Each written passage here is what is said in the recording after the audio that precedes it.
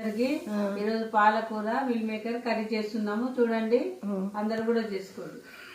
Mill మేకర్లు బట్టి క్వాంటిటీని బట్టి నూనె వేసుకోవాలండి. ఉల్లిగడ్డ వేసుకోవాలండి.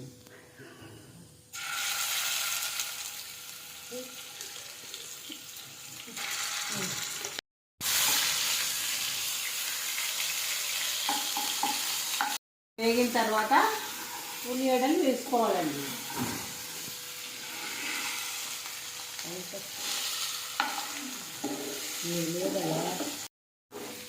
పసుపు వేసుకోవాలండి. పసుపు వేసుకున్న తర్వాత ఉల్లిగడ్డలు వేగే వరకు తిప్పుకోవాలండి బాగా.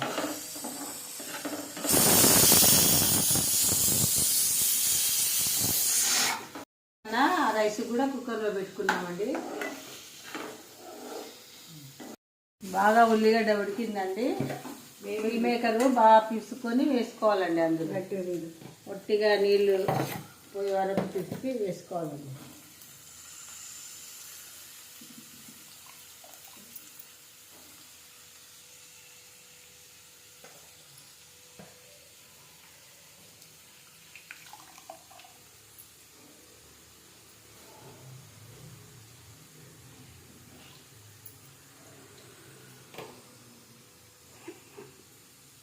కలుపుకోవాలండి.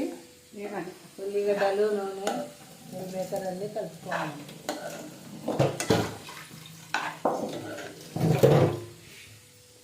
మనము మన సాంప్రదాయాలను ఎలా గౌరవిస్తామో సాంప్రదాయకమైన వంటలను కూడా అలాగే గౌరవించాలండి.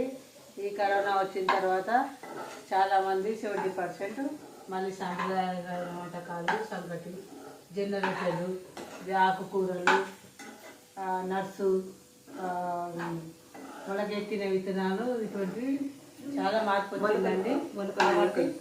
మొలకలు ఇవన్నీ సాంప్రదాయ పద్ధతులను వాడుకుంటే ఏ జబ్బు రాకుండా ఈ గ్యాసులు, అల్సర్లు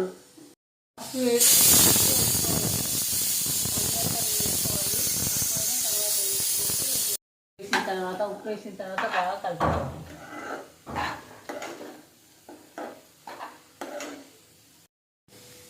ఇది మటన్ కన్నా చికెన్ కన్నా అన్నిటికన్నా చాలా మంచిదండి. దీంట్లో ఏదైనా మనము ఇష్టం ఉన్నది ఆకుకూరలు కూడా వేసుకొని ఇష్టంగా చేసుకోవచ్చండి.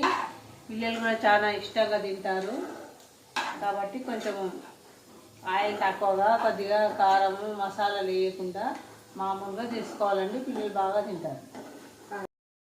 తగినంత కారం వేసుకోవాలండి.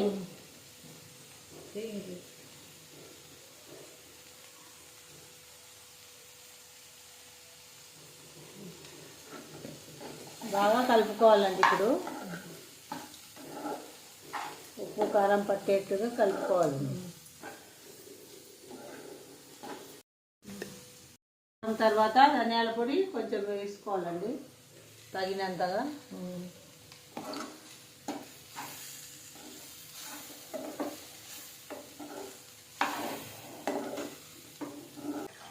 చెప్పాలి, పెట్టేటప్పుడు చెప్పాలి. పాలకూర వేసుకోవాలండి. 100 గ్రాముల మిల్ మేకర్కు 3 పాలకూర కట్టలు సరిపోతాయండి. కొంచెం గరం మసాలా వేసుకోవాలా.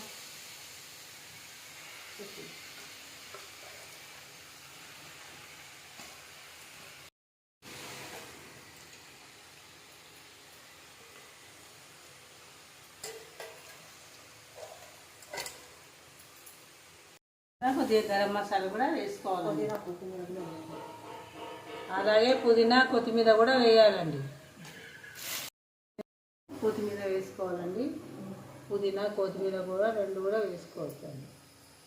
తర్వాత సిమ్ మీద మూత పెట్టుకొని మగ్గబెట్టాలండి. వేడి వేడి అన్నము మిల్ మేకర్ కర్రీ మీరు కూడా చేసుకోండి, తినండి. మిల్ మేకర్ పాలకూర గోంగూర పప్పు వేడి వేడి అన్నము రెడీ. మీరు కూడా చేసుకోండి. లైక్ చేయండి, షేర్ చేయండి, సబ్స్క్రైబ్ చేయండి. All the best.